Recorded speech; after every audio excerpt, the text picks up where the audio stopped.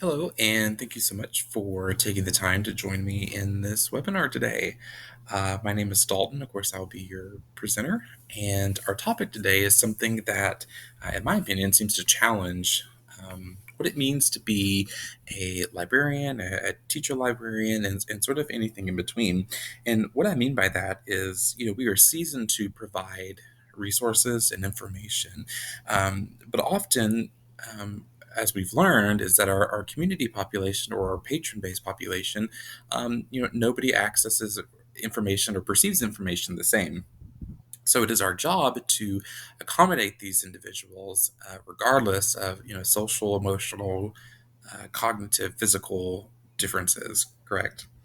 So today I'm going to take some of your time to sort of dive a little bit deeper into the topic of dyslexia. Our subtopic today is sort of challenging dyslexic barriers through literary strategies. And so let's go ahead and get started. So, first and foremost, we're going to begin sort of with a definition. I'm going to propose to you three definitions. One in particular, which will be our final one, is sort of the first widely accepted definition among experts. So, to begin, dyslexia is considered to be an unexpected difficulty in reading in an individual who has the intelligence to be a much better reader. Now, one takeaway from this, or a couple, I should say, is the fact that it is considered to be unexpected. So this is something that can be diagnosed at an early age, or some people don't aren't diagnosed until much later in life, and that's something to consider during this presentation, especially when we get to strategies.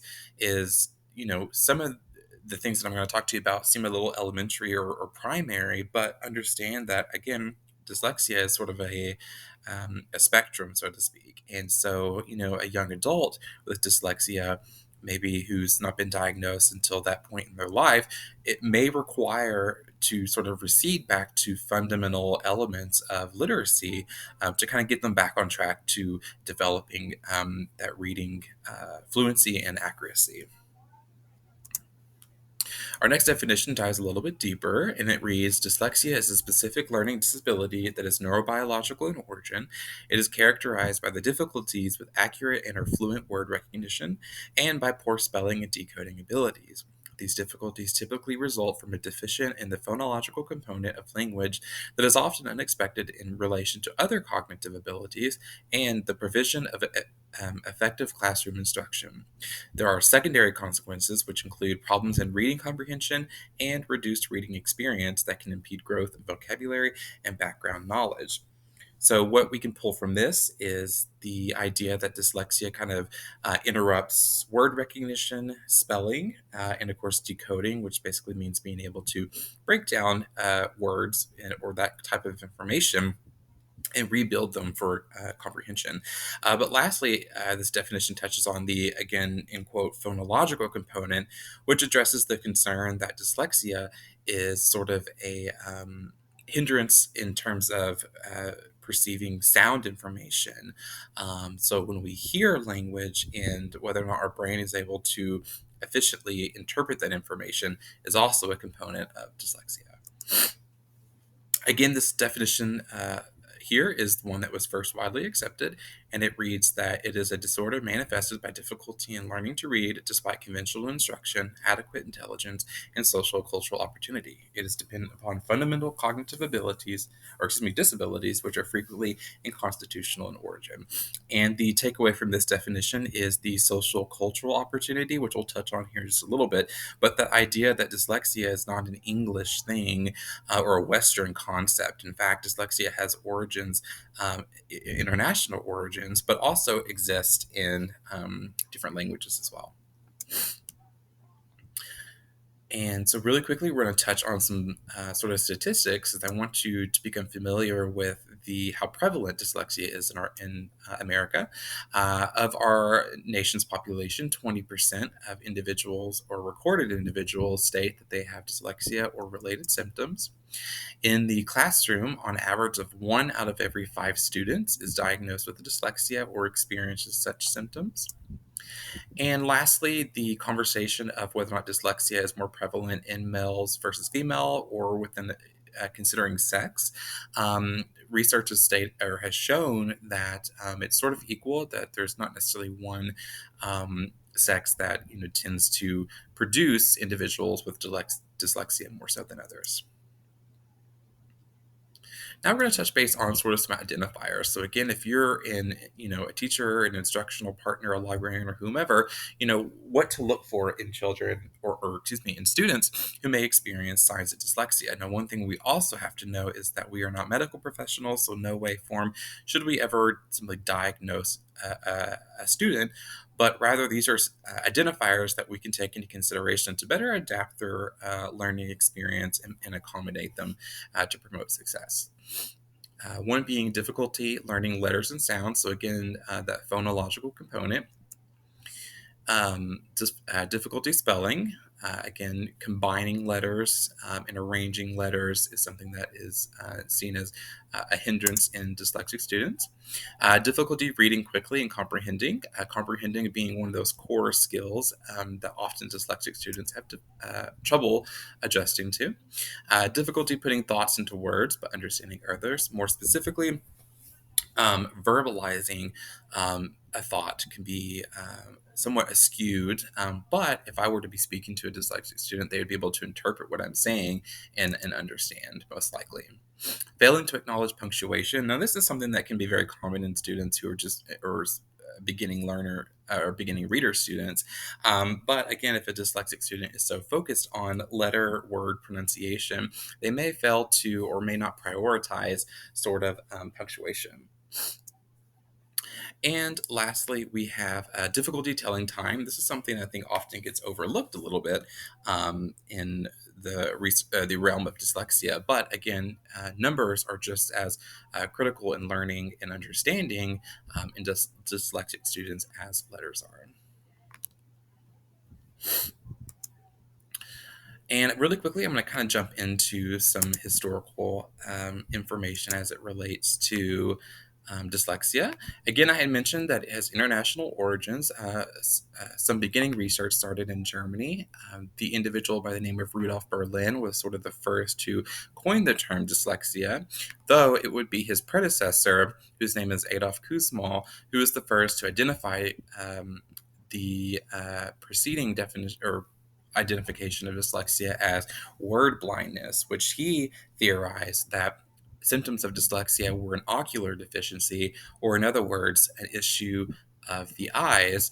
And it wouldn't be until the 19th or late 19th, early 20th century, especially when education is becoming compulsory, that we begin to shift thinking and realize that dyslexia is not an ocular deficiency, but rather is a neural logical concern. And a gentleman by the name of James Henselwood would be the first to recognize this, but more specifically recognizing this in children, and whereas Kussmaul identified it in adults. So dyslexia is a relatively new term. It wouldn't be until the 1960s when we see a kind of a kickstart in understanding modern dyslexia, or what we identify as termed dyslexia today. Such advancements in research have led to technological advancements such as the MRI, which enables medical professionals to sort of study the brain, more so activity of the brain during certain procedures. For example, being able to see what parts of the brain are active during reading, which we will actually touch on again here in just a minute. There are nationally recognized organizations targeting dyslexia literacy, such as the World Federation of Neurology, but a branch of that, which is the Research Group on Developmental Dyslexia and World Literacy.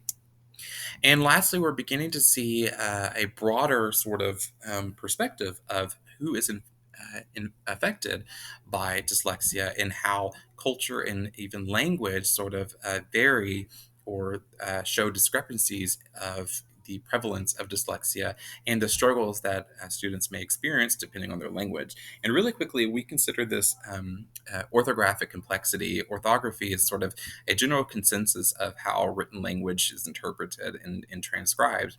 But among this, we have two examples. We have what is considered to be transparent language and opaque language. Transparent language is considered to be a one-to-one relationship between its graphemes and phonemes. Phonemes is a unit of sound, or think of a sound that a letter makes. Graphemes is sort of the graphing or the decoding of a word into its respective units of sound. And one of our strategies focuses on that. An example of a transparent language is Spanish. An opaque language is considered to be an instance where a reader must learn to arbitrarily or unusually pronunciate irregular words. In simplest terms, it's an irregularity between these phonemes and graphemes. An example of this is English. The word or set of words that I could use is the word cat and the word center. The phoneme for the letter C is different between the two, though the physical structure of the letter is the same. So in the word cat, we have the letter C makes the k sound, and the word center, the letter C makes a s sound. So you can see where by looking at a word physically, how a dyslexic individual may struggle between determining what sound, in this case, the letter C would make. And now we're going to jump into really quickly some anatomy. So dyslexia tends to affect the left hemisphere of the brain, which we see here. And there are three specific regions of the brain that are active during reading when someone is reading, and that is the frontal lobe, the temporal lobe, and the occipital and parietal lobes. More specifically, there's a couple regions that are respective but notified or identified as gyruses, but they kind of border between these two lobes, so we're going to recognize it as that. The frontal lobe controls phonetic awareness and information decoding. The temporal lobe is speech, grammar, and comprehension, and the final two lobes influence accuracy and fluency. Now, what I want you to notice is I'm going to change our stars, and they will change in shape. So I want you to pay attention to that difference, and we'll discuss kind of the reasoning behind their change in size, I should say. But we're going to look at how, again, this is a brain that is without experiencing dyslexic symptoms. Now I'm going to change here. This is going to be symbolic of a brain that does experience dyslexia. So as you'll notice, there's a much larger star in the frontal lobe region, and that specifically means that this part of the brain is more controlled and more active during reading of a dyslexic person, and we sort of lose activity in our temporal and our occipital and parietal lobes. Now, what you'll notice is when we lose that activity, we're losing speech and grammar comprehension, and we're also losing the ability to accurately and develop fluency in our reading.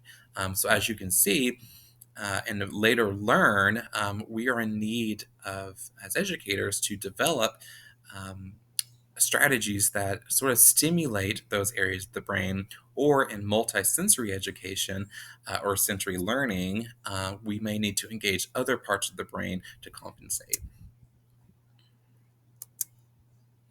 And now we are going to start looking at some local initiatives, more so the Kentucky Department of Education. In 2018, there was a piece of legislation called the Ready to Read Act, and basically what it did was it is attempting to decrease education barriers for dyslexic students, promote resources for teachers regarding dyslexia, and identify needs in students, or provide them with strategies to identify needs in students. Now, the Ready to Read Act suggested that there are 5 elements of literacy that need to be of main focus for educating dyslexic learners. And these are sort of skills that they need to be equipped with. It is phonemic awareness, phonics, vocabulary, fluency, and comprehension. And this is going to be sort of the foundation for the strategies that I'm going to talk about today. So let's begin with our first set of strategies, which are going to revolve around the elements of phonemic awareness, which is the ability to hear and manipulate the sounds in spoken words, and the understanding that spoken words and syllables are made up of sequences of speech sounds. And then we're also going to talk about phonics, which a couple of definitions here is considered to be the science of sound and a method of teaching beginners to read and pronounce words by learning the phonetic value of letters, letter groups, and especially syllables. So I have three strategies here. I'm going to quickly go over them for you. We have using alphabet manipulatives. This is a multi-sensory activity in which you have physical letter forms. In some cases, you can use magnetic letters, phone letters, or whichever, but they are utilizing the physical alphabetical materials and accessing the sense of touch and units of sound in learning, so we can physically, or a student can physically handle a letter or trace the letter while also speaking it. This is going to encourage recognition and memory. As I had mentioned down here, it states that often multisensory learning engages additional parts of the brain in order to stimulate memory and recognition. Next, we have building blending blocks. So not only can dyslexic individuals need to be able to break down words and understand letters as individuals, but then when we put them together and make new words, and the relationship that letters have in making new words is also essential. So for this particular activity, you would allow students have access to individual blocks, for example, these Lego blocks, and each block is going to have a combination of consonants, and then they are going to put them together with other respective letters to make new words. Now, something fun with this activity is they can make up imaginary words, but as long as we're focusing on the phonetics of that word and making sure that the pronunciation is there is key. But I've noted that this activity might be challenging for some due to the nature of dyslexia, more specifically skipping letters. And to fix this, it's just going to require consistency and patience and repetition. Here we have phoneme mappings. When I talked about the graphemine and mapping words, this is what that would look like. So decoding is an essential skill, although difficult for students with dyslexia. So in this activity, they will break down words into respective phoneme or the phonetics of that letter, and graphemes, which is sort of letter combinations or respective letters, but you're graphing the units of sound. So the goal of this particular activity is to gain fluency and accuracy in verbal communication. So here we have a graph of the letter or of the word screen. I have broken up into four parts the different units of sound. So we have the sound of the letter S, R, the sound of the two E's, and the N. The same can be applied for the next two, the word look and quilt. We have the sound from the letter L, the sound from the two O's, and the sound from the letter K. And quilt, we have QU, the sound that makes, I, L, and T, respectively. Now we're going to move into our next element, which is going to be vocabulary. Vocabulary is described as a list or collection of words and phrases, usually alphabetically arranged and explained or defined. By high school, the average individual has a internal vocabulary of 50,000 words, which is a lot, especially for a dyslexic individual where this could be kind of overwhelming. So, a few strategies are drawing words. So, with vocabulary, we should consider allowing students to choose from a list of words, ones that they currently struggle with, and perform activities from those words. This is the element of choice equals self motivation. So, allowing them involvement and allowing them to feel a sense of value in their learning is crucial. But for the actual activity, creating visual recognition of words and their meaning is especially important for dyslexic learners and more specifically visual learners. So in this case, if you had the word door, students could write the word door but in the shape of a door. Or in this case, I have the word bang, and the word bang is kind of haloed by an explosion. Our next activity is simply charades, and this can kind of sound kind of silly, but this level of engagement is great for memory and recall. I've mentioned here that acting out words enables students to engage recognition far beyond reading and retaining information. Also, charades allowed students to process a series of vocabulary words in their meaning in order to properly identify what the physical movement is portraying. So again, we're initiating multiple parts of the brain compensating to enable memory and recognition of words while reading. Also, this helps for comprehension as well. We have word stories, which is often considered to be a systematic learning, or let me rephrase this. Systematic learning typically leaves little room for imaginative play. So, word stories enable students to practice relevant vocabulary, but also creating new words through strategies such as blending. So, systematic learning is sort of an approach that dyslexic learners require.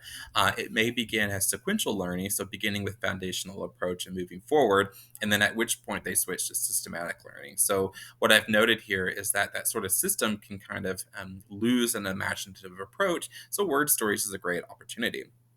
So to create a word story, simply allow students to select a handful of vocabulary words. Using these words, allow them to creatively combine them into a short story or phrase. And ultimately, when they have done so, you're going to allow them to communicate back what they've wrote and sort of allow for comprehension. And we're going to move on to our next element here, which is fluency. Fluency is highly influenced by repetition. It is termed as capable of using language easily and accurately, and it is one of our top core skills that a dyslexic student needs to develop. And a few strategies relating to fluency is chorale reading. These resources are borrowed from an article called "Homeschooling with Dyslexia." I came across them and thought they were very unique, so I thought I would kind of hand them over to anyone that is watching this. But chorale reading is a group-paced read aloud.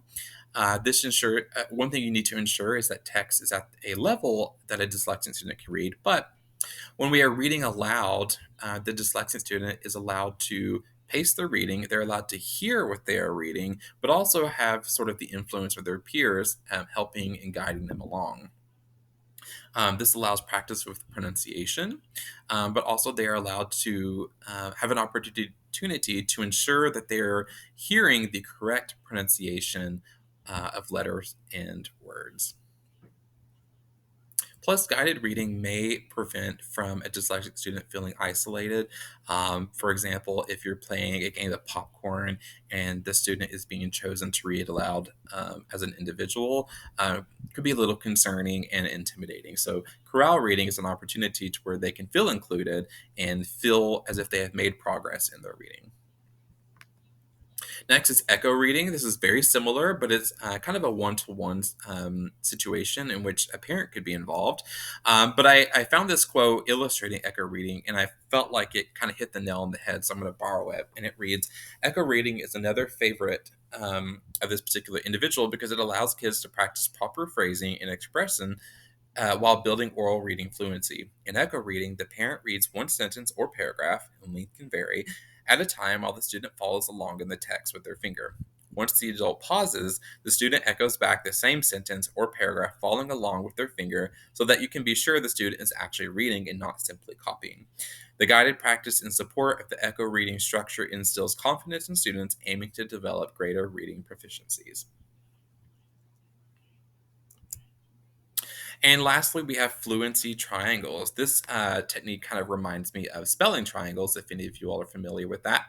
But it requires the student to repeatedly speak a phrase, but adding one word at a time. This again instills repetition and overall practice. This can be applied to any text or reading assignment. So if you notice a student is struggling with a phrase, go ahead and have them implement that phrase into a fluency triangle. And as you can see here, I have an example illustrated over here so you can kind of see the triangle aspect, but also how they would be able to practice that phrase over and over again as they maneuver down. And lastly, we are going to talk about comprehension. It is considered to be the act or action of grasping with an intellect, the capacity of understanding fully. And this is yet another top core skill for dyslexic students. I have a couple activities here. One is reenacting. So, much like charades, if you notice a student is struggling with comprehension, take a second to act out the scene. Acting is a great way to engage students, but also inspire comprehension. And lastly, relevant reads. So, in an academic setting, we need to allow opportunity for students to choose or to feel included in what they are learning and the progress in their learning. Again, it eventually equates to being self-motivated. So consider selecting words, phrases, or complete text that are suitable for the student's ability, then allow them to choose between them. So again, as I have mentioned, when a student is engaged or valued and or their voice is heard, they are more likely to retain the information, and this is statistically proven.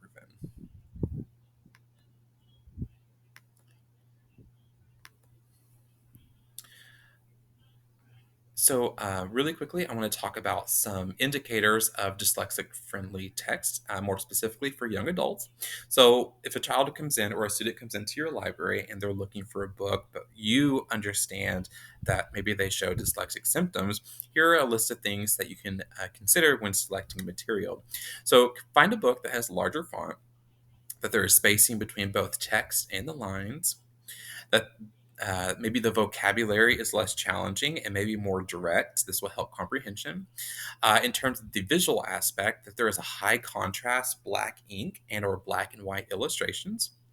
A sans serif font, which basically means that there are indicators within the font that better separate them from other letters, or a font that is weighted. There are dyslexic fonts that have a lot of what we call visual weight at the bottom of each letter, which again enables them to accurately identify and sort of separate that letter from its relation to other letters within a word. And lastly, short chapters. This is just going to allow for short breaks, but also reflection and ultimately comprehension. So here's an example of a text. I pulled this from Harry Potter's and the Sorcerer's Stone that may be not so dyslexic friendly. And then here is an excerpt from a text that is relatively dyslexic friendly. So again, we see the spacing between line spacing and between text itself.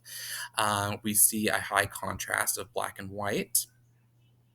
And then within this book, chapters are short, and then there is a font that is easily identifiable.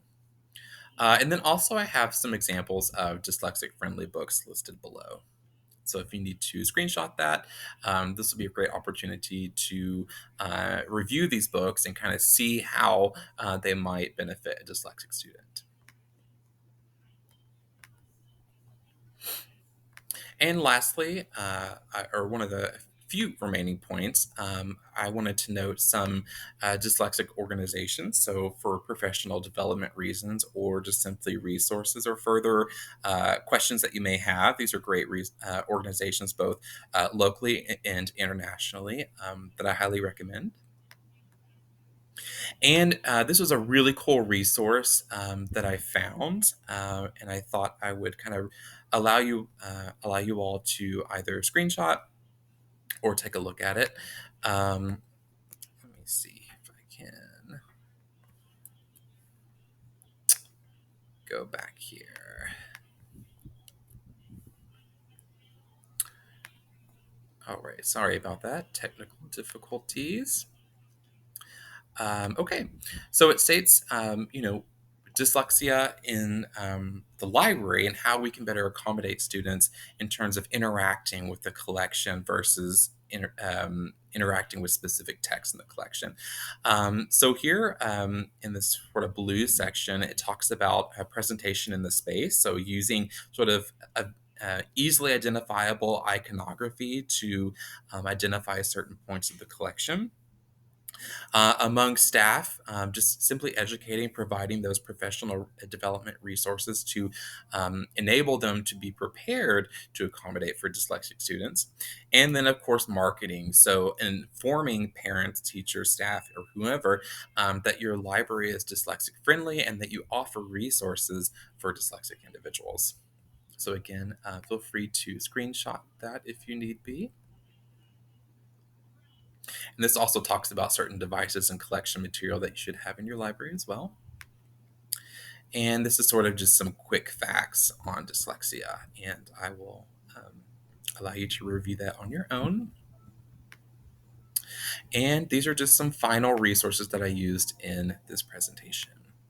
So again, I thank you so much. I hope some of this information and some of these strategies will allow you to accommodate any interaction that you may have with a dyslexic student, or again just overall prepare you for situations